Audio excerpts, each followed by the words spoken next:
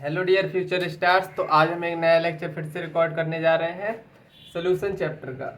तो आज हम बेसिकली देखने वाले हैं एक कॉलिगेटिव प्रॉपर्टी जो रह गई थी, ऑस्मोटिक प्रेशर। उससे पहले ऑस्मोटिक प्रेशर को समझने से पहले हम ऑस्मोसिस समझेंगे। क्या ऑस्मोसिस?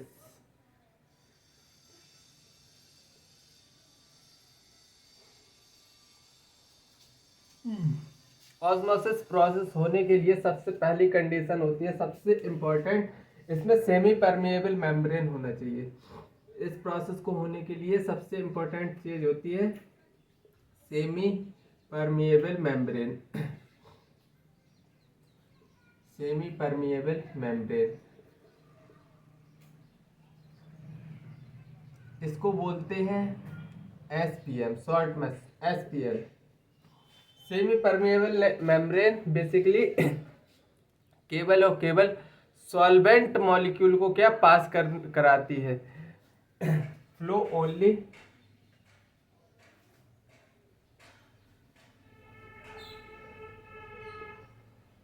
ऑस्मोसिस में। ये सेमी परमेएबल मेम्ब्रेन है तो उधर से only solvent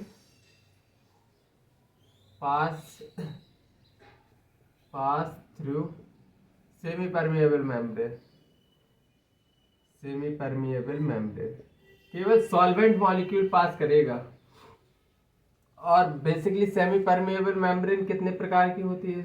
semi permeable membrane तो ये बेसिकली दो प्रकार की होती है। पहला नेचुरल, नेचुरल और दूसरा सिंथेटिक। सिंथेटिक नेचुरल में बेसिकली गोट ब्लैडर, गोट ब्लैडर, ये सेमी परमेएबल मेम्ब्रेन है नेचुरल। और या फिर प्लांट सेल ले लो, प्लांट सेल, प्लांट सेल और एग सेल। एग सेल, अरे तुम एग्स खाते हो, सेल मतलब झिल्ली समझते हो, एग को तुम ऊपर से छील देना और फिर भी एक पतली सी लेयर चढ़ी रहती है उसके ऊपर, वो उस वाली मेम्ब्रेन की बात कर रहे हैं, ठीक है। और सिंथेटिक की बात करें तो सेलुलोस एसीटेट, सेलुलोस एसीटेट और कॉपर साइनोफेरेट, कॉपर साइनोफेरेट, ये याद रख लेना। कुछ सिंथेटिक, नेचुरल और सिंथेटिक सेमी परमेएबल मेम्ब्रेन याद होना चाहिए, ठीक है। अब ऑस्मोसिस को समझते हैं। बेसिकली ऑस्मोसिस होता क्या है?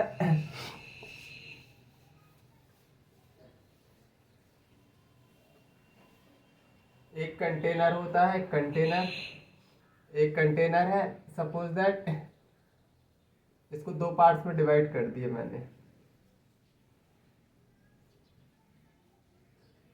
इधर है क्या? सॉल्वेंट,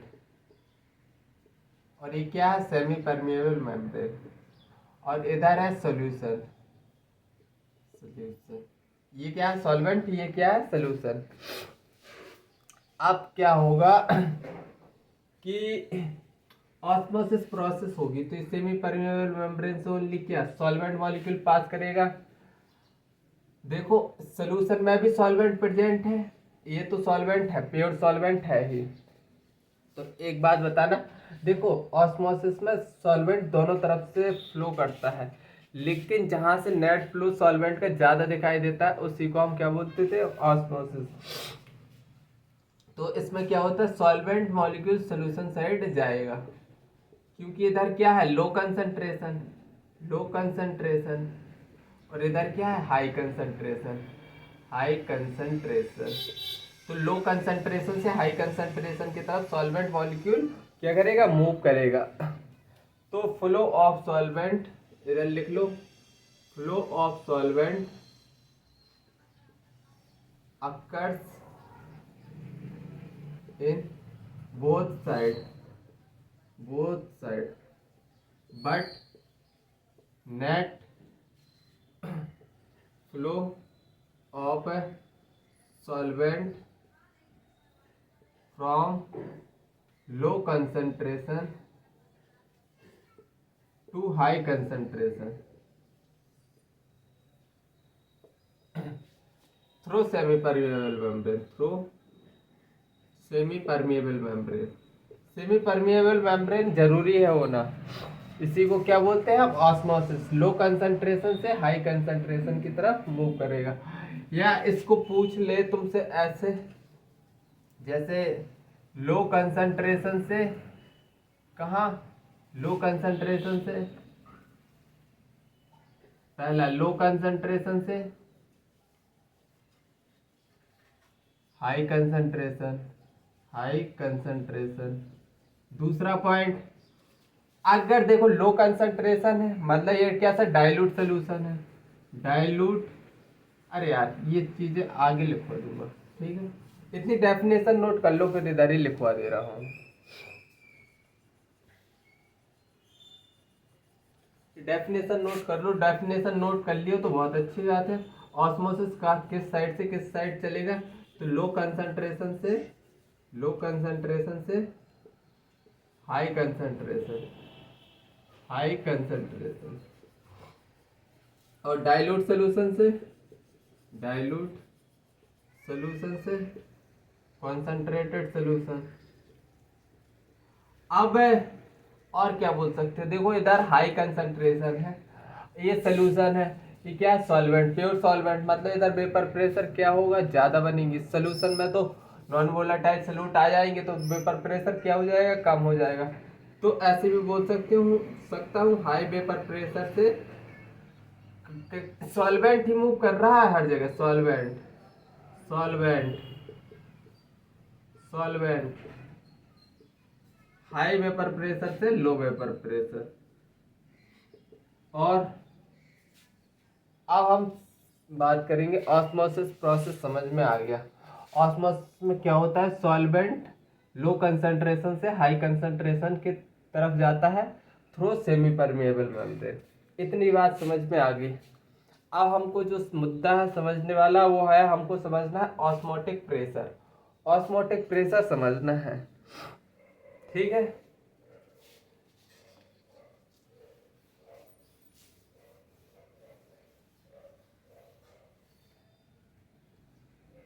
ऑस्मोटिक प्रेशर, इसको पाई से डिनोट करते हैं, और बेसिकली यही हमारी चौथी कॉलिगेटिव प्रॉपर्टी है, चौथी कॉलिगेटिव प्रॉपर्टी है, ठीक है। इसको समझने से पहले सबसे पहले एक कंटेनर बना लो, ये सॉल्वेंट, ये सॉल्यूशन, और इधर से लगा लो पी एक्सटर्नल, पी एक्सटर्नल लगा दिया। अब देखो ये क्या है, सेमी परमिएबल मेम्ब्रेन है। पहले क्या हो रहा था, लो कंसंट्रेशन से सॉल्वेंट, लो कंसंट्रेशन से हाई कंसंट्रेशन की तरफ, हाई कंसंट्रेशन की तरफ क्या कर रहा था, मूव कर रहा था। अगर मैं प्रेशर को क्या करूं, बढ़ा दूं, बाहर से पी एक्सटर्नल लगाऊं, मैं पी एक्सटर्नल लगाऊं और प्रेशर बढ़ाऊं, तो ये फ्लो जो सॉल्वेंट के इस साइड हो रहा था वो स्टॉप हो जाएगा, बिल्कुल हो जाएगा। उसी को हम क्या बोलते हैं, ऑस्मोटिक प्रेशर। तो ऑस्मोटिक प्रेशर क्या होता है, the pressure applied on solution side in order to prevent flow of solvent from low concentration to high concentration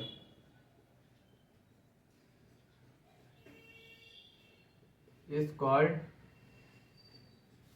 osmotic pressure, osmotic pressure. I think समझ गए हो। ऑस्मोटिक प्रेशर क्या है, the pressure applied on solution side in order to prevent, जो पहले osmosis में हो रहा था सॉल्वेंट मॉलिक्यूल सॉल्यूशन साइड जा रहे थे, तो उसी फ्लो को बस रोक देना है, और जो प्रेशर बाहर से लगा रहे हो वही हमारा क्या होगा, ऑस्मोटिक प्रेशर। अब इसका डेरिवेशन क्या होता है, तो डेफिनेशन लिख लो, मैं डेरिवेशन करवा दे रहा हूँ, छोटा सा बिल्कुल। बेसिकली कंसंट्रेशन और टेम्परेचर पर डिपेंडेंट होता है, उधर से फॉर्मूला निकल आएगा। ठीक है, तो इतनी बात नोट करो। चलो लिखवा दे रहा हूँ इधर ही। पाई बराबर क्या होता है, पाई डायरेक्टली प्रोपोर्शनल होता है कंसंट्रेशन के, और डायरेक्टली प्रोपोर्शनल है टेम्परेचर के। तो pi is directly proportional to concentration into temperature. Directly proportional हटेगा तो एक कांस्टेंट आ जाएगा R, C R T. Pi क्या है, osmotic pressure, osmotic pressure. C क्या है, कंसंट्रेशन। आर क्या है, सोल्यूशन कांस्टेंट। टी क्या है, temperature in kelvin, temperature in kelvin. Temperature है किसमें है, केल्विन में। आई थिंक इतनी बात समझ में आनी चाहिए। ये फॉर्मूला है ऑस्मोटिक प्रेशर का। बस इधर से ही हमारे क्या सभी न्यूमेरिकल्स निकल जाएंगे। लेकिन ज़्यादातर इस पे क्वेश्चन कंसेप्चुअल आते हैं। जैसे सपोज दैट है, एक बात बताना, मैंने 2 कंटेनर ले लिए, 2 मैंने कंटेनर ले लिए। इधर क्या है, लो कंसंट्रेशन, इधर क्या है, हाई कंसंट्रेशन। HC का मतलब है high concentration, high concentration low concentration, और इधर है हाई कंसंट्रेशन, इधर है लो कंसंट्रेशन। तो क्या होगा, बेसिकली इसमें होगा क्या, इसमें सॉल्वेंट हाई कंसंट्रेशन से लो कंसंट्रेशन की तरफ जाएगा। क्या होता था ऑस्मोसिस में, क्या होता था, लो कंसंट्रेशन से हाई कंसंट्रेशन की तरफ जाता था, लो कंसंट्रेशन से हाई कंसंट्रेशन। मतलब ये क्या हो रहा, अगर ये सेल है, इससे क्या सॉल्वेंट बाहर जा रहा है, तो इसको क्या बोलेंगे, इंडो एक्सो ऑस्मोसिस। क्या बोलेंगे, एक्सो ऑस्मोसिस, एक्सो ऑस्मोसिस, ऑस्मोसिस। और इधर क्या होगा, ये सपोज दैट ये सेल है, तो सेल क्या कर रही है, cell will shrink, cell will shrink, पिचक जाएगी। अगर इधर बेसिकली ऑस्मोसिस कैसे होता है, लो कंसंट्रेशन से हाई कंसंट्रेशन, लो कंसंट्रेशन से हाई कंसंट्रेशन। इधर क्या हो रहा है, इंडो ऑस्मोसिस, अंदर जा रहा है फ्लूइड, इंडो ऑस्मोसिस। तो सेल विल, अब क्या होगी, सेल पहले श्रिंक हो रही थी, अब क्या हो जाएगी, रिजिड हो जाएगी, फूल जाएगी। सेल विल स्वेल, स्वेल करेगी। आप क्या करेगी, स्वेल करेगी। तो बेसिकली यही समझना था। और आइसोटोनिक कंडीशन हो यार, चलो एक कंडीशन और बता दे रहा हूं। Isotonic condition, isotonic condition, isotonic condition में क्या होता है, ऑस्मोटिक प्रेशर दोनों सॉल्यूशन का क्या हो जाता है, बराबर हो जाता है, बराबर। जैसे एक कंटेनर है, ये सोल्यूशन 1 है, सोल्यूशन 1, इसका ऑस्मोटिक प्रेशर है π1, और ये है सोल्यूशन 2, सोल्यूशन 2, इसका ऑस्मोटिक प्रेशर है π2। सपोज दैट मान लिया मैंने सोल्यूशन 1 और 2। तो इसमें आइसोटोनिक कंडीशन का मतलब होता है π1 is equal to π2। Osmotic pressure क्या होते हैं, बराबर।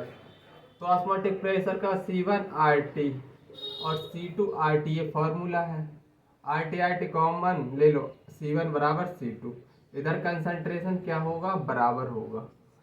आई तो आइसोटोनिक कंडीशन के बराबर हो गई, जहां पर पाई 1 पाई 2 के बराबर होता। अगर पाई 1 पाई 2 के बराबर ना हो तो क्या होगा, तो कंसंट्रेशन क्या C1 R T1 is not equal to, अगर ये ज्यादा है C2 R T क्या होगा, इसकी कंसंट्रेशन ज्यादा है, कंसंट्रेशन ज्यादा है मतलब ये होगा हाइपरटोनिक, हाइपरटोनिक। और ये इसकी कंसंट्रेशन कम है, इसको बोलेंगे हाइपोटोनिक। ये टर्म है जो कि थोड़ी बहुत आनी चाहिए, हाइपोटोनिक। जिसमें कंसंट्रेशन कम होती है जिस सोल्यूशन की, उसको हाइपोटोनिक, और जिसकी कंसंट्रेशन ज़्यादा उसको हाइपरटोनिक बोलते हैं, हाइपरटोनिक सोल्यूशन। और फ्लो कैसे होगा, फ्लो होगा हाई कंसंट्रेशन से लो कंसंट्रेशन की तरफ होता है ना, तो इधर हाइपरटोनिक से हाइपोटोनिक की तरफ फ्लो होगा ना। Flow of solvent, flow of solvent, solvent hypertonic, hypertonic to hypotonic, hypotonic. और इधर क्या होता है, C1 क्या होता है, C1 ज्यादा होता है C2 से, C1 क्या होता है, ज्यादा होता है C2 से।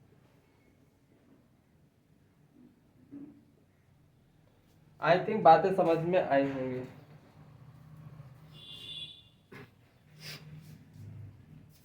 जुकाम है थोड़ी, बट कोई नहीं। अब हम चलते हैं रिवर्स ऑस्मोसिस पढ़ेंगे। क्या पढ़ेंगे, रिवर्स ऑस्मोसिस। RO RO इसको बोलेंगे RO, reverse, reverse osmosis, reverse osmosis. Reverse osmosis में कुछ भी नहीं होता। देखो क्या होता है, सपोज दैट एक कंटेनर है, इसको बीच से क्या कर दिया, ये है सोल्यूशन, सॉल्वेंट, और ये है सोल्यूशन, सोल्यूशन। और इधर क्या है, ये लग रहा है पी एक्सटर्नल, पी एक्सटर्नल। अगर एक्स ऑस्मोटिक प्रेशर से ज़्यादा होता है तब क्या होता है, वैसे सॉल्वेंट क्या है, लो कंसंट्रेशन, लो कंसंट्रेशन, और ये solution high concentration, high concentration. तो पहले क्या होता है, लो कंसंट्रेशन से हाई कंसंट्रेशन की तरफ सॉल्वेंट फ्लो होता है, लेकिन जब हम पी एक्सटर्नल ऑस्मोटिक प्रेशर से ज़्यादा लगा देंगे तो अब सॉल्वेंट कहाँ, सोल्यूशन साइड से सॉल्वेंट साइड जाएगा, मतलब उल्टा हो रहा है अब इधर। तो इधर क्या होता है, when pressure, when external pressure, when external pressure is more than osmotic pressure,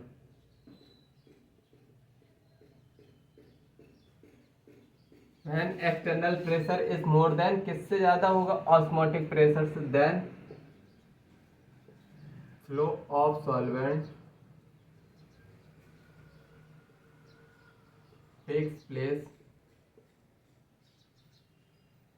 from solution side to solvent side, solution from, अब लिख लो high concentration to, high concentration to low concentration, low concentration is called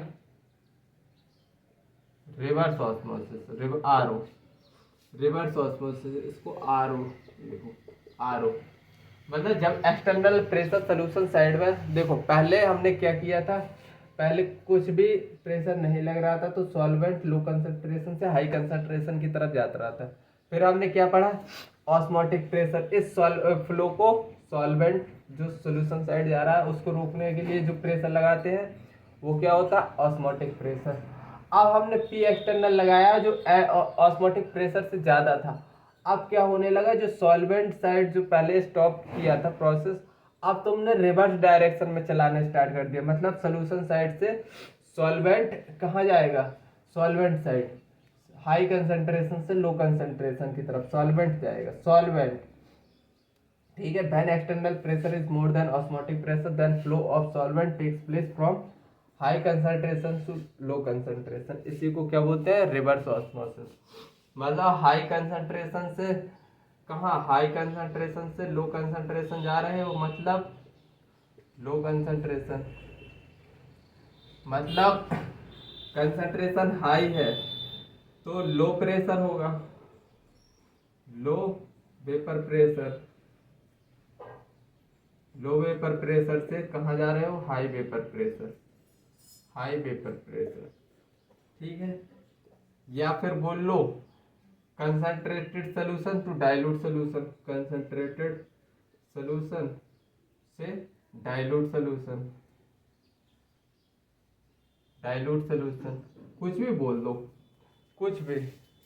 चलो इस पर numerical कैसे आते हैं, numerical short देखते हैं, ठीक है।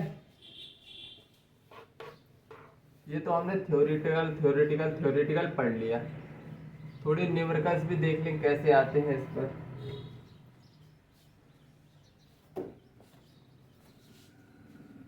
क्वेश्चन क्या है,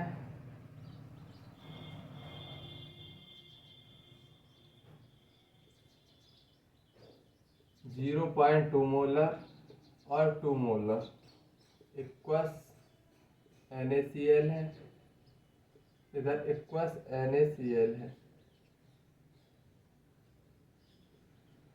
which of the following is correct for osmosis, ए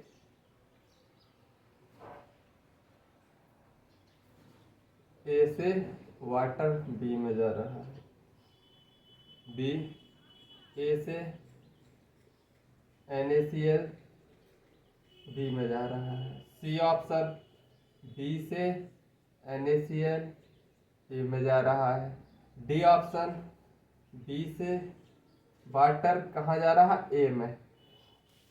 तो देखो ऑस्मोसिस पर होता क्या क्या, इसी करेक्ट फॉर ऑस्मोसिस, ऑस्मोसिस में क्या होता है, सॉल्वेंट, पहली बात तो सॉल्वेंट मॉलिक्यूल पास करते हैं, और ये इधर सेमी परमेबल मेम्ब्रेन होना चाहिए, सॉल्वेंट मॉलिक्यूल पास करते हैं। ऑस्मोसिस कहाँ से, low concentration to, low concentration से हाई कंसंट्रेशन की तरफ होता है, हाई कंसंट्रेशन की तरफ, लो कंसंट्रेशन से हाई कंसंट्रेशन। 0.2 मोलर है, इधर 2 मोलर है, मतलब हाई कंसंट्रेशन कौन होगा, ये अरे यार ये भी तो लिखा ही नहीं मैंने, ये ए है और ये बी है।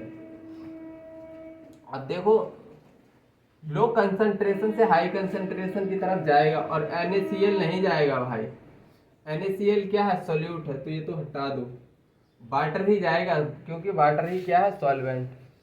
तो लो कंसंट्रेशन से हाई कंसंट्रेशन की तरफ पहले ही ऑप्शन है, ए से बी। आई थिंक समझ में आया होगा question.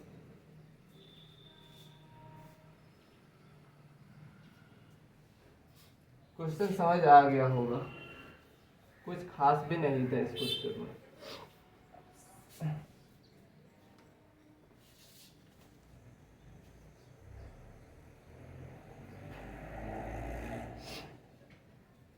The relationship between, the relationship between osmotic pressure, osmotic pressure at 273 Kelvin when 10 gram glucose, pressure P1 है, 10 gram urea,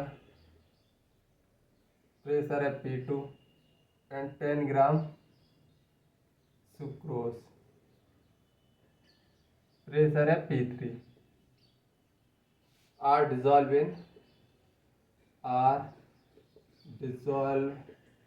in 250 ml of water is A option P1, P2, P3, B option P3, P1, P2, C option P2, P1, P3, D option P2, P3, P1। देखो relationship between osmotic pressure दिया है।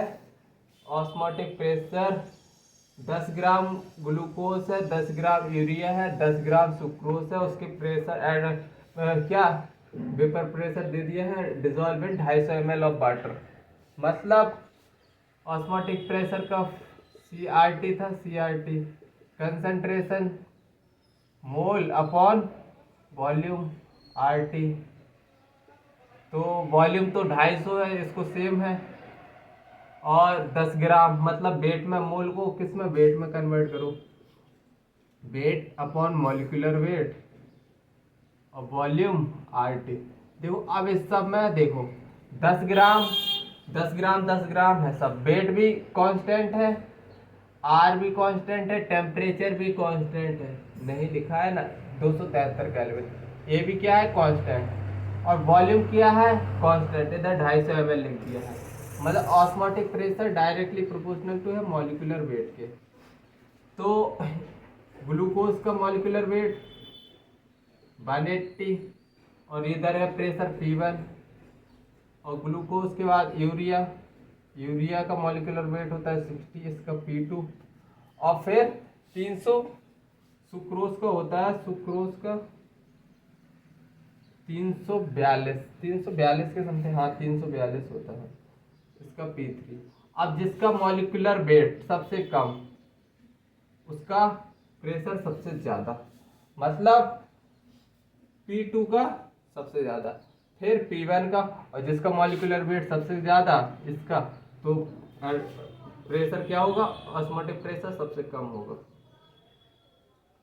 तो ऐसे question बनते हैं। ये previous year में ऐसा क्वेश्चन आ चुका है, ये प्रीवियस ईयर का ही क्वेश्चन है, डायरेक्ट करवा रहा हूँ, ठीक है। और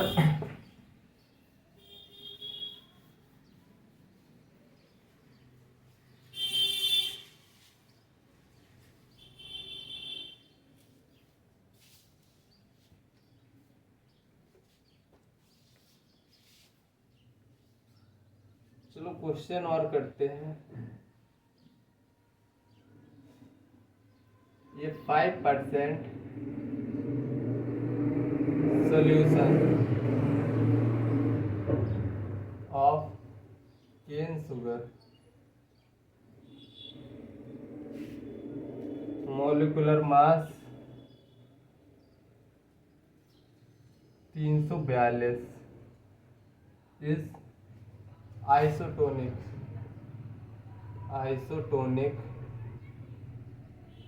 with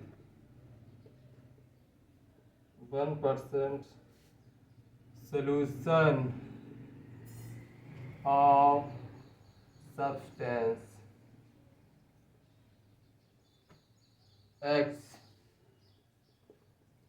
The molecular mass of X is, the molecular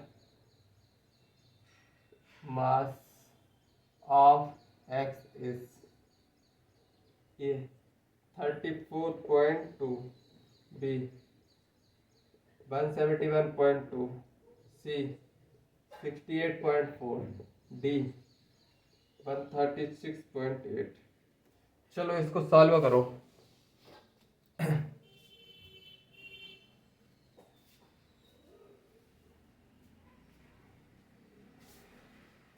देखो 5% सोल्यूशन ऑफ केन शुगर बोल रहा है, 5% सोल्यूशन ऑफ किसका, केन शुगर आइसोटोनिक।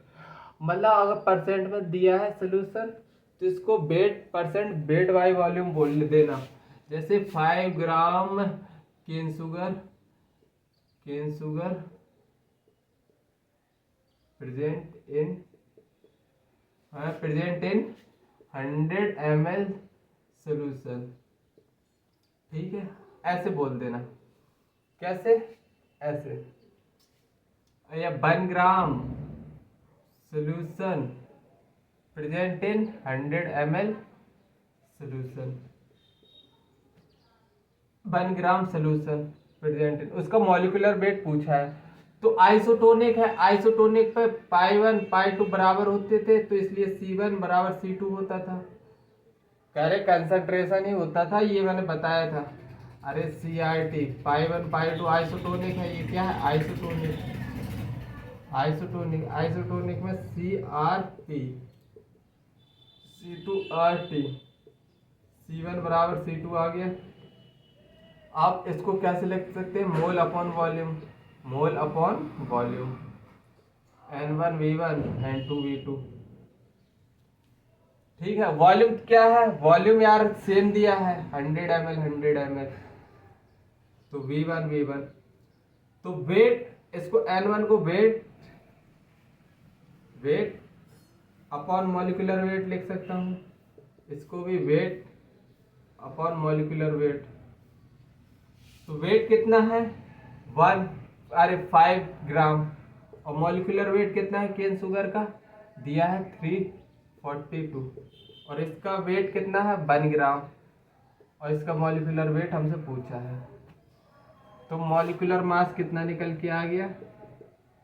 342 अपॉन 5, 5 पंच का 30, 5 8 जा 40, पंच को 20, मतलब ये ऑप्शन होगा हमारा।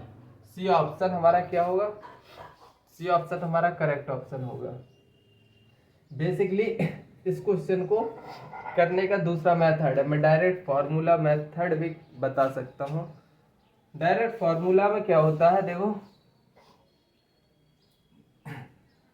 परसेंट, हमको ये जो परसेंट गिवन होगा इस टाइप के क्वेश्चन में मॉलिक्यूलर वेट पूछा होगा, मॉलिक्यूलर वेट पूछा होगा, तो इसको हमको क्या कंसिडर करना है? परसेंट वेट बाय वॉल्यूम, और इसी को x मान लेना, x मान लेना। तो एक फॉर्मूला आएगा 10x अपॉन मॉलिक्यूलर वेट, मतलब ये क्या है? बराबर 10x2 अपॉन मॉलिक्यूलर वेट,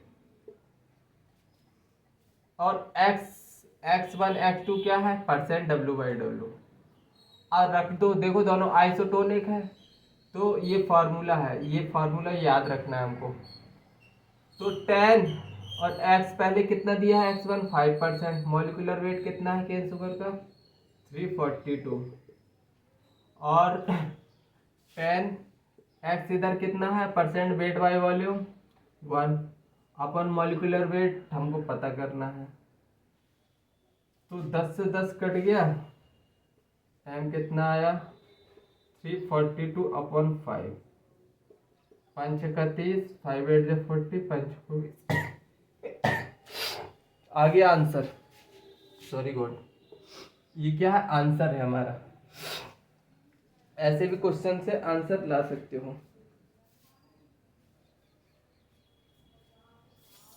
ये भी क्या था? हमारा आंसर है। तो आज हम 1 टॉप फैक्टर स्टार्ट कर देंगे क्या?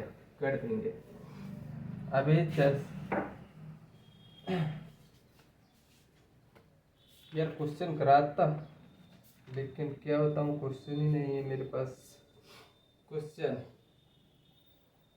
Find osmotic pressure of 6% urea solution at 27 degree Celsius. तो ऑस्मोटिक प्रेशर पूछा है इसने। ऑस्मोटिक प्रेशर मतलब पाई, और ये परसेंट गिवन है, तो वेट बाय वॉल्यूम गिवन है, मतलब 6 ग्राम यूरिया प्रेजेंट इन क्या 100 ml सोल्यूशन। और हमसे ऑस्मोटिक प्रेशर पूछा है, CRT होता है, CRT। तो टेम्परेचर, सबसे पहले कंसंट्रेशन ही निकालेंगे इसकी मदद से। तो देखो मैंने बताया था m बराबर कंसंट्रेशन कैसे निकालना है, 10x अपॉन m, पहला मेथड है। 10x कितना है? 6, मॉलिक्यूलर वेट ऑफ यूरिया 60, मतलब आ गया 1। ये मेथड 1 है, ये मैं बता दिया हूँ। x क्या है? परसेंट वेट बाई वॉल्यूम की, 10x अपॉन m। ये था मेथड फर्स्ट, मेथड फर्स्ट। अगर तुमको मोलरिटी मतलब मेथड से नहीं निकालनी, डायरेक्ट जाना है तो एन अपॉन वॉल्यूम होता है। तो वेट कितना है 6 ग्राम, मॉलिकुलर वेट यूरिया का कितना होता है 60, और वॉल्यूम कितना 100 ml, इसको वॉल्यूम में बदलना है तो 1000, मतलब 0.1, इधर भी 0.1 आएगा, मतलब 1 आएगा। इधर इधर से भी क्या आ रहा है कंसंट्रेशन 1, मतलब 1। आर 1/12 रख देना। टेम्परेचर, टेम्परेचर कितना 273 में 27 ऐड कर दो तो केल्विन बन जाएगा, मतलब 300 केल्विन, 300 केल्विन।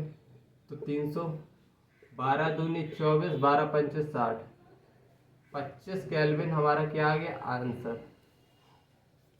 अब मैं थोड़ा वांट ऑफ फैक्टर थोड़ी स्टार्ट कर दूं क्या, किसी को किसी प्रकार का दुख दर्द नहीं होना चाहिए। अभी 35 ही हुए हैं, 35 मिनट। चलो करते हैं, वांट ऑफ फैक्टर स्टार्ट करते हैं। बताओ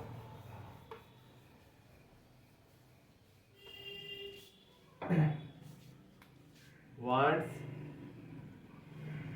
ऑफ फैक्टर,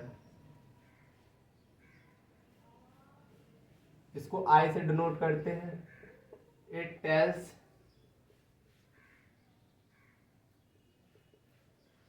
ये बेसिकली क्या बताता है, it tells relationship between normal normal colligative property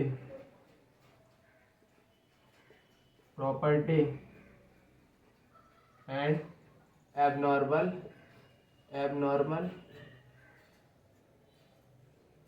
colligative property. ये बेसिकली वांट ऑफ फैक्टर क्या बताता है, relation between normal colligative property और एबनॉर्मल कॉलिगेटिव प्रॉपर्टी। और बेसिकली आई क्या होता है, अरे यार आज राइटिंग कुछ ज़्यादा ही गंदी लिख रहा हूँ मैं। Property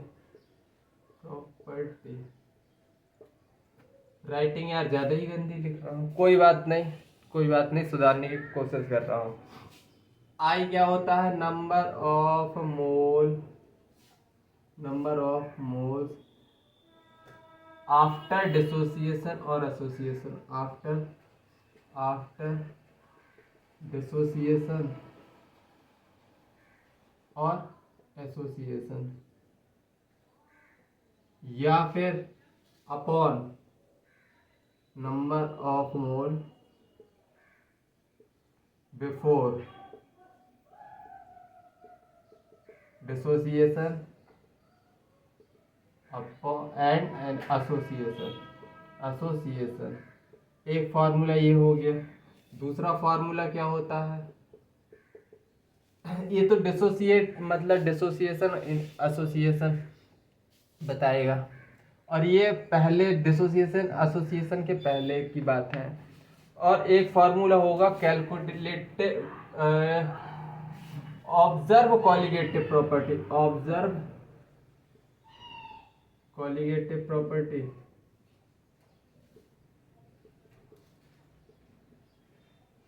observe colligative property upon normal colligative property. दूसरे दो फॉर्मूले निकल आए। और एक फार्मूला और होता है कैलकुलेटिव मोलर मास, आई बराबर calculated molecular mass, calculated upon observe molecular mass, observe molecular mass.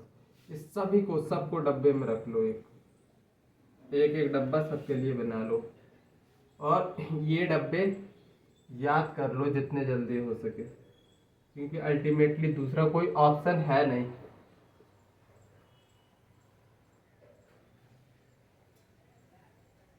ये तीनों डब्बे क्या करना है, अच्छे से याद कर लेना है। क्या कर लेना है, याद कर लेना है तीनों डब्बे। कुछ ज़्यादा ही जल्दी जल्दी लिख दिया, नहीं एकदम सही जा रहा हूँ मैं अपने ऊपर ही शक करता हूँ। क्या बात है। तो कॉलिगेटिव प्रॉपर्टी बेसिकली अब जितने भी फॉर्मूले अभी तक हमने पढ़े हैं, देखो सब हमने किस लिए पढ़े हैं, हमने वाट ऑफ फैक्टर को 1 मान के पढ़े हैं। जितने भी हमने कॉलिगेटिव प्रॉपर्टी पढ़ी है, जैसे हमने क्या पढ़ा है, ऑस्मोटिक प्रेशर और elevation in boiling point, depression in freezing point और relative lowering in vapour pressure. तो इन सब में हमने क्या माना था, वांट ऑफ फैक्टर को 1 कंसीडर की, मतलब इसमें ना ही डिसोसिएशन हो रहा है ना ही एसोसिएशन हो रहा है, मतलब नॉन इलेक्ट्रोलाइट को कंसीडर करके हम करते जा रहे थे क्वेश्चन। लेकिन जैसे ही इलेक्ट्रोलाइट डिसोसिएट एसोसिएट होने लगे तो बेसिकली आंसर चेंज होने लगे, तो फिर वांट ऑफ फैक्टर भैया आए। तो न सभी फार्मूलों को मॉडिफाइड कैसे किया, relative lowering in vapour pressure को आई से बस क्या कर देना है, आई से मल्टीप्लाई कर देना है, मोल फ्रैक्शन ऑफ सॉल्यूट। और पहला फार्मूला, दूसरा formula delta T B I into K B M, और delta T F I into K F into molality, और पाई बराबर I into C into R into T, I C R T, I के साथ multiply कर दो, सी R T, I के साथ सी R T का क्या कर दो, मल्टीप्लिकेशन कर दो। अब नॉन इलेक्ट्रोलाइट है उनका तो क्या वाट ऑफ फैक्टर कितना आ रहा था, दर्द कर रहे यार, नॉन इलेक्ट्रोलाइट का वाट ऑफ फैक्टर कितना आएगा, non electrolyte wants of factor कितना आएगा, 1, आई बराबर 1। इसका तो भाई जैसे आई बराबर क्या होगा 1, किसके लिए, यूरिया, ग्लूकोज, सुक्रोज, ये क्या है, सब नॉन इलेक्ट्रोलाइट है। लेकिन अगर मैंने इधर ले लिया एग्जाम्पल NaCl ले लिया, NaCl ले लिया, तो Na प्लस Cl माइनस में टूटेगा, ये बात सही है। इनिशियली 1 मोल था तो 0 0, और इसके बाद 0 इधर बचेगा, 1 1 इधर बचेगा। अब इसका आई तो number of mole after dissociation कितना है, 0 प्लस 1 प्लस 1, और फिर बिफोर डिसोसिएशन 1 है, मतलब 2/1, क्या आ गया, 2 आंसर आ गया, 2 आंसर आ गया। तो वांट ऑफ फैक्टर निकालना आसान है, बिल्कुल आसान है, बिल्कुल ही आसान है। और दूसरा एग्जाम्पल ले लो, calcium chloride, calcium positive plus 2Cl negative, ये 1 था तो 0 0, फिर 0 हुआ, 1 की स्टोसिमेट्री 2 की, तो मतलब number of mole after dissociation कितना होंगे, इतने, और बिफोर डिसोसिएशन मतलब 3/1, मतलब वांट ऑफ फैक्टर कितना आ रहा है, 3 आ रहा है, कितना आ रहा है, 3। अब मैं जनरल लिखवाना चाहूँ, मैं तुमको क्या जनरल लिखवाना चाहूँ, तो फॉर डिसोसिएशन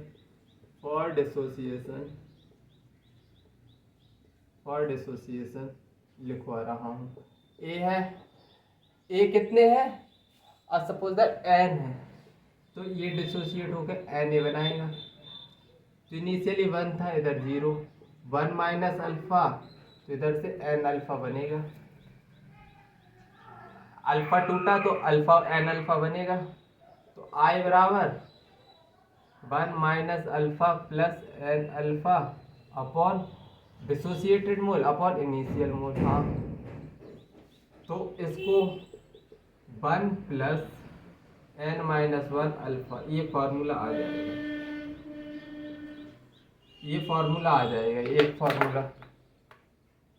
एक फार्मूला इधर से आया, इस 1 को अब इधर से भेजो, I minus 1 is equal to N minus 1 alpha, तो अल्फा बराबर इसको नीचे भेज देना, अल्फा बराबर आई माइनस 1 एन माइनस 1, एक फार्मूला ये आ गया अल्फा। इसको बस रीअरेंज किया है, 1 + n-1 अल्फा को ऊपर वाले को रीअरेंज करके लिख दिया है, बस ये फार्मूला निकल आए। ये फार्मूला है डिसोसिएशन के लिए, एक फार्मूला ये है। चलिए क्वेश्चन देखते हैं और करते हैं।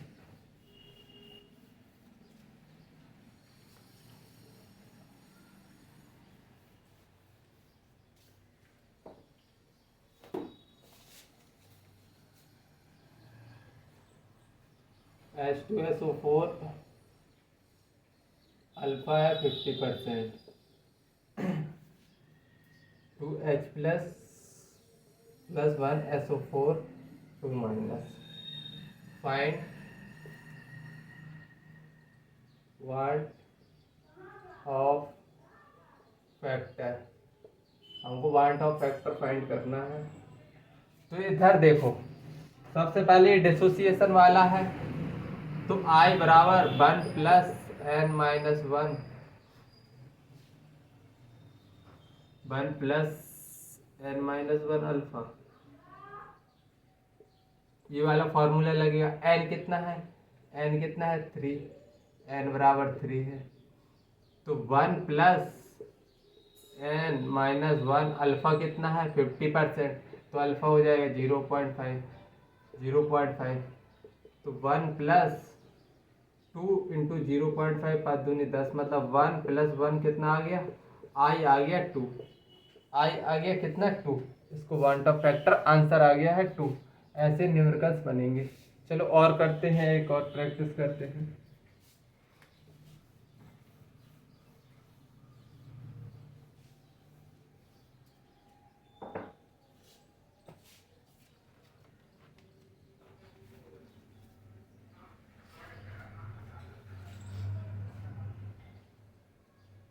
क्वेश्चन क्या है, barium nitrate if I = 2.74 then find alpha. तो क्या अल्फा पूछ लिया है, बेरियम नाइट्रेट कैसे टूटेगा, barium +2 to NO3 negative, A initially 1 था, 0 0 0 1 2, तो I बराबर क्या होता, I बराबर 1 + n-1 अल्फा। n कितना है इधर, n बराबर कितना निकल के आया 3, तो I कितना है 2.74, 1 + n कितना है 3 - 1 अल्फा हमको कैलकुलेट करना है, तो 1 + 2 अल्फा 2.74, तो इधर से 1.74 बचेगा, 2 अल्फा बराबर 8×2 = 14, 7×2 = 14, अगर परसेंट के बात करेंगे, परसेंट में बात करेंगे अल्फा का, तो 87% आंसर आ जाएगा। 100 से मल्टीप्लाई कर देना, बस परसेंट में आंसर आ जाएगा। तो आई थिंक आज का लेक्चर अच्छा लगा होगा, पसंद आया होगा, और काफ़ी चीज़ें तुमने सीखी होंगी, तो इसको लाइक कर देना, सब्सक्राइब कर देना। अभी थोड़ी तबीयत डाउन चल रही है, लेकिन मामला सेट चल रहा है। ठीक है, बाय बाय, जय हिंद, टेक केयर।